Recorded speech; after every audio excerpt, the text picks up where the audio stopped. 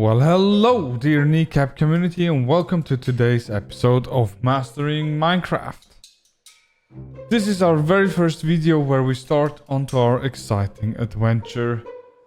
Last week we released the channel trailer. I was pretty excited, or rather I was really happy about it. So I finally brought it behind me and can now start with the real episode, so to speak. Well, last time we showed the world a little bit and explained our checklist concept, so therefore I would have said let's not talk too much and let's not talk any longer, but start right away with today's checklist. Well, today we have the following points on our checklist. First, we're gonna talk about who Tharnok actually is. Second, we're gonna build him a body golem. Third, we're gonna create a story for the body. Tharnok was created from the idea that we need an entrance for the trading village, which is back here. Let me show you that real quick. Back here, where our trading stations are. Basically, the thought process was we actually need the village just to trade, to generate emeralds. So it's actually pretty much all about emeralds. After thinking about that, the first idea was to build a giant emerald right here. Seeing that floating eyesore, I thought it actually needs something that holds the emerald in the air. So I advanced with building these two pillars and realized, hey, when I connect those, it looks a bit like an upper torso. But it was after I actually built the gate and realized it looks like feet. The logical next step was to give that creature a head. So that's basically why we have Tharnok today. Well, you might have wondered what this book is about. Well, basically it's the story of Tharnok. As far as the story is concerned, it was late at night. I just want to say that. It was late at night, man. Don't blame me, please. And I think we will maybe not produce stories late at night anymore. I'm not sure yet, but let me read out to you what the story of Tharnok is.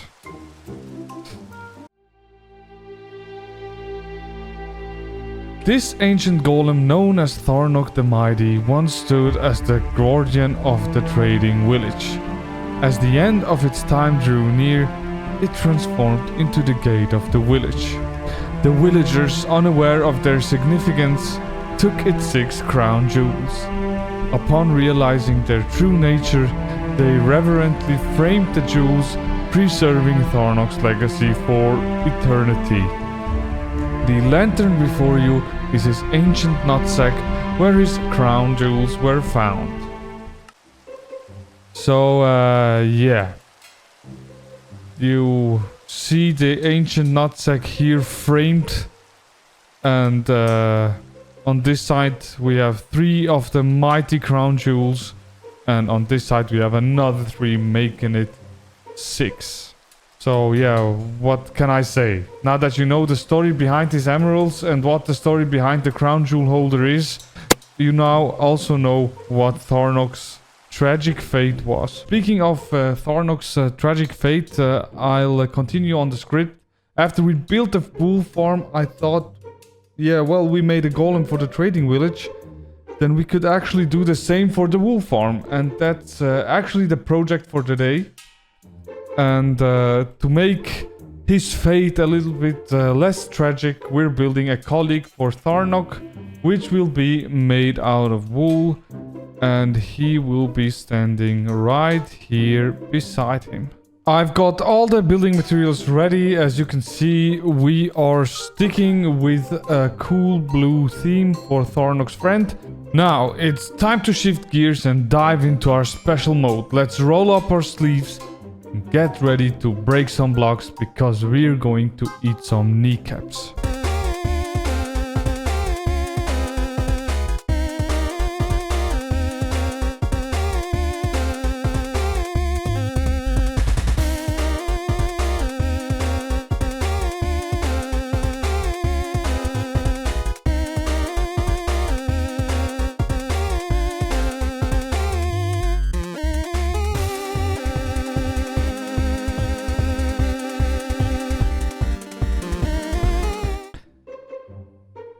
So here we are, having just finished building Tharnok's companion, and I must say I'm really pleased with how it turned out.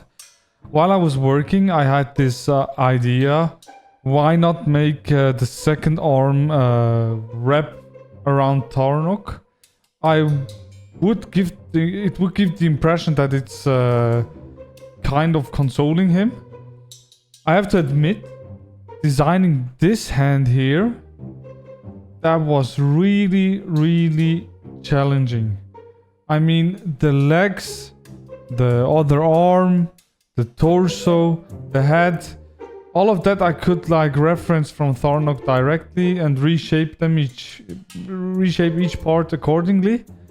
But with the hand here, that was really tough, I had to say.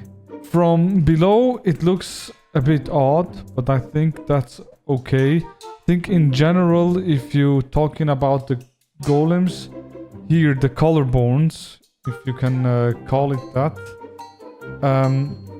it feels a bit too thin for my taste. Maybe we could make it a bit thicker. However, I actually like how it turned out in the end. I think it's pretty good. Let me know in the comment section what you feel about how it turned out, what you might have done differently, or if you're even into that whole golem thing at all. And I think with that said, let's move on to the next task, giving this character a name and a story.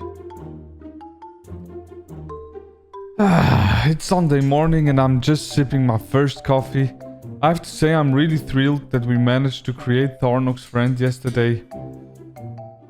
So, I've been mulling over how we're going to build the lore around this character. The idea I'm leaning towards is that he obviously serves as the entrance to the wolf farm, but there's more to him than that, I guess. So, we can't ignore that he's holding Tharnok in his arms, comforting him, which kind of gives him a warm and protective nature. You could say he offers kind of solace, perhaps even protection from pain, maybe something. Yeah, that was his purpose all along. If we fantasize a bit, I think that would be something, wouldn't it? What do you guys think? Well, doesn't matter because I'll have to decide until next week, but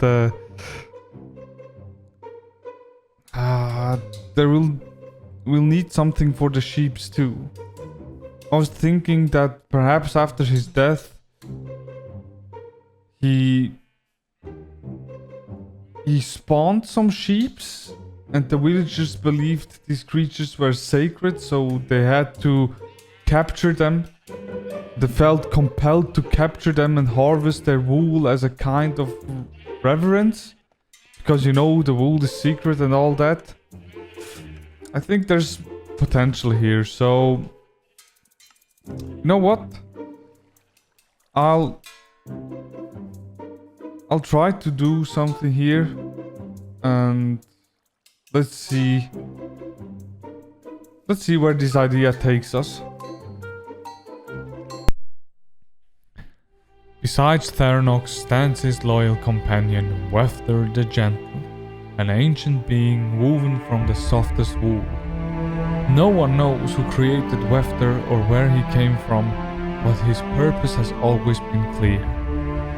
With an arm gently wrapped around Tharnok, he offers eternal comfort to his old friend. After Weftor passed, sheep of every color miraculously sprang from his remains, a sight that the villagers took as a profound sign.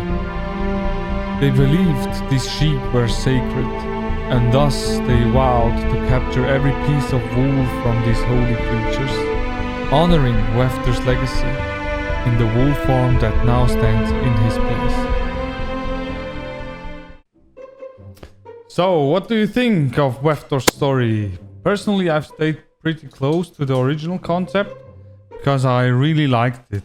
What's still missing though is something similar to what we did for Tharnok. We hung up the ancient nutsack and placed a lantern with the book next to it.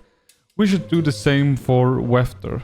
Well, except that we won't hang up his nutsack. Like I said, I won't do stories in the middle of the night anymore.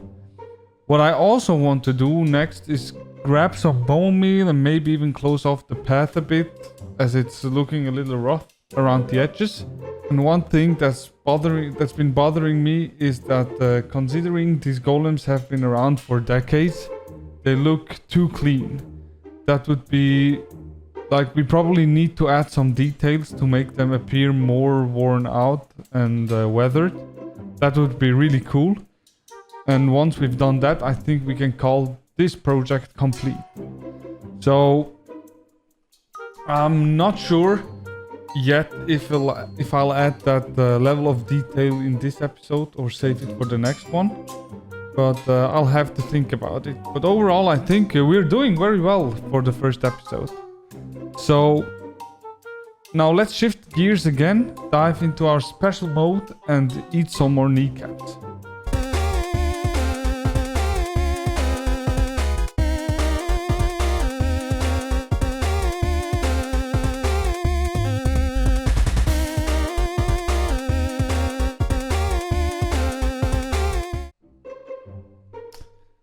And here we are again after our special mode munching kneecaps. I noticed in the tile list it wasn't clear what I've been doing, so let me show you what I've done.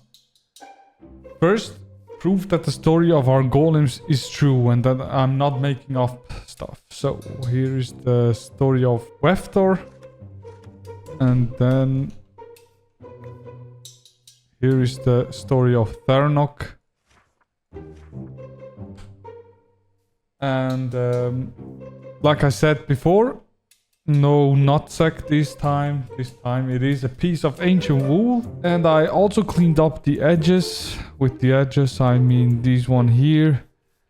So everything seems smoother now. I also fixed up the path, as you can see. There was a path that was auto-generated and didn't really fit into the picture. I also added lightning at the feet of the golems. I chose the blue ones. I never know how this item is called. So yes, soul lanterns, because they're blue and they're kind of matching the theme of Weftor. So what are we going to do now? Now that the basic structures are in place, we still have some time to add details. Since the golems are long gone and only 2 villagers remain, they've grown worn and overgrown, I thought.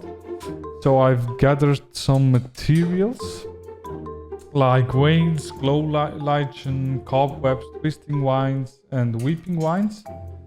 So the twisting vines are going to go on Weftor because they're kind of bluish, and the the weeping vines are going to get on Tharnok, and the rest I will scatter around. So I would have said, let's grab some kneecaps one last time, and I'll see you after.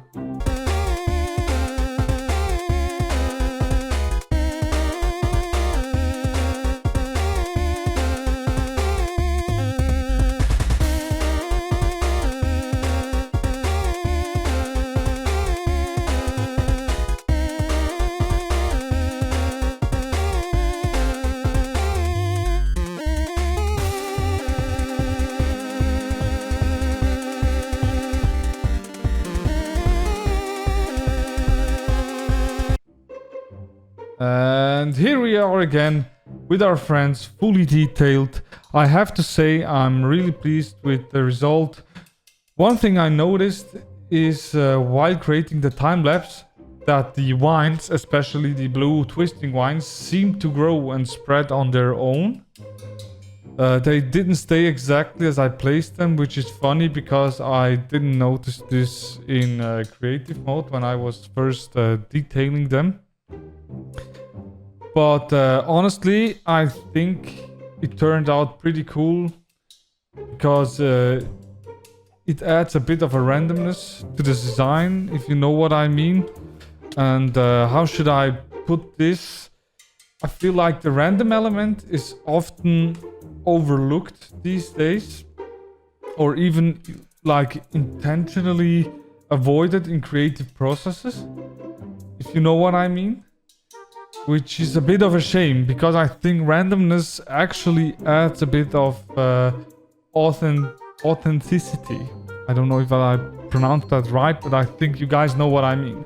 In any case, I really liked how they turned out. And what I also like is how these wines come down where we will walk through in the future. So, like I said, I want to leave it as it is. Something we can take into consideration for future builds. Plus, it shows a learning curve, which will be fun to look back on when the time comes. With that said, we've actually accomplished more in this episode than we originally planned. So I think it's a good point or a good place in the video to wrap things up.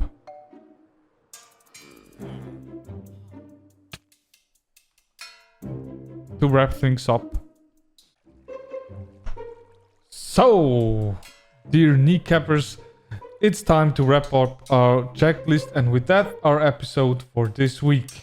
So here's what we've accomplished. First, we clarified who Tharnok is. Then we built his buddy Weftor, who turned out perfectly fine. Then we gave Weftor a backstory, and this time without a nutsack. And then we added some detail to both of them. For next week, we'll tackle the iron farm, which is behind there, and design something cool. Plus, we should maybe tidy up the village a little bit. For example, we should make the villager homes kind of look the same. You know what I mean? Or at least in the same style. I think that's a good plan for next week, but we'll see. Maybe I'll surprise you guys. Well, with that said, I want to thank every one of you for watching the video so far. If you enjoyed it, please like the video and subscribe. And please consider following my socials as well. I'd really appreciate it. And remember, a kneecap a day keeps the stress away. I'm Kneecap, and I'll see you guys next week. Bye bye.